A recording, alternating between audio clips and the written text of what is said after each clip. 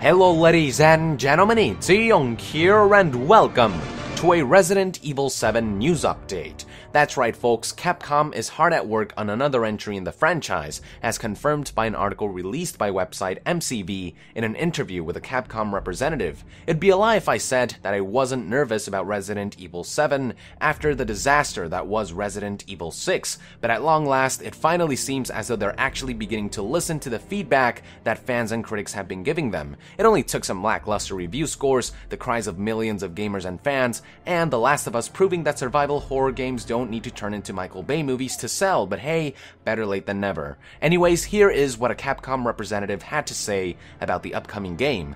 Quote, "We have obviously seen the consumer response and the PR response. There was some great positives out of that, but it was a mixed bag as we saw from the review scores. We have got to take that on board. We can't ignore that, and we have to take that onto the next game when we make the next Resident Evil. With Resident Evil 6 specifically, we probably put too much content in there. There were comments from consumers that said it felt bloated. The Leon missions went down very well, and because we did Resident Evil Revelations on 3DS, there was a cry out for us to focus our attention on survival horror, rather than be too many things to all people. You'll find where we go next will likely be more targeted at our core fanbase. A lot is said about the saturation of this zombie post-apocalyptic survival horror, but it is still alive and well. The Last of Us shows a good direction of what the consumers want. Tomb Raider as well. We spoke to R&D and they looked at that and they enjoyed that experience. I think that proves there's still a strong market for that sort of content. Everyone together now. No shit!